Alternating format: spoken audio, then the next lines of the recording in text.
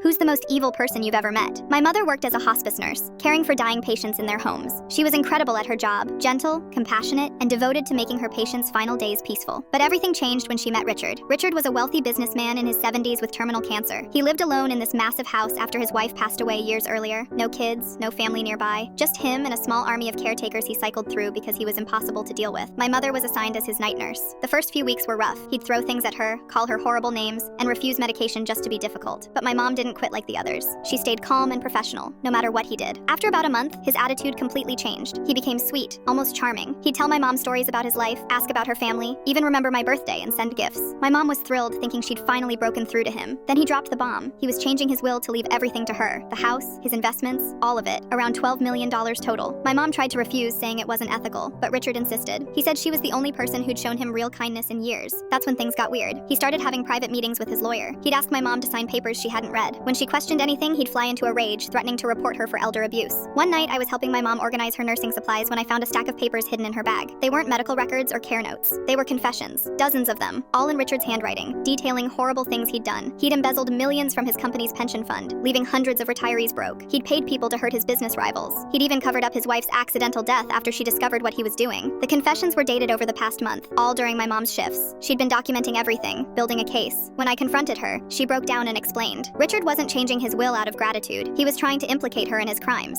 If she inherited his money, it would look like she'd been his accomplice all along. He'd set it up so she'd take the fall after he died. My mom went to the FBI the next day with everything she'd gathered. They moved fast, arresting Richard and freezing his assets. Turns out they'd been investigating him for years but could never prove anything. My mom's evidence gave them everything they needed. Richard died in prison 3 months later. They found more evidence in his house, detailed plans showing how he'd manipulated and framed every nurse before my mom. He'd done this before, ruining multiple caregivers' lives for fun. The pension money was returned to the retirees. Richard's wife's death was reinvestigated. My mom testified at multiple trials, helping put away his co-conspirators. She even started a support group for other nurses who'd been targeted by wealthy patients. Last week, my mom retired after 30 years of nursing. At her party, one of the FBI agents who worked the case gave a speech. He said in all his years investigating financial crimes, he'd never seen evil quite like Richard, a man who spent his final days trying to destroy the person caring for him. The house where Richard lived was torn down last month. They're building a retirement home on the property, funded by his seized assets. My mom's going to volunteer there. She says it feels right, turning the place where he planned so much evil into somewhere that helps people.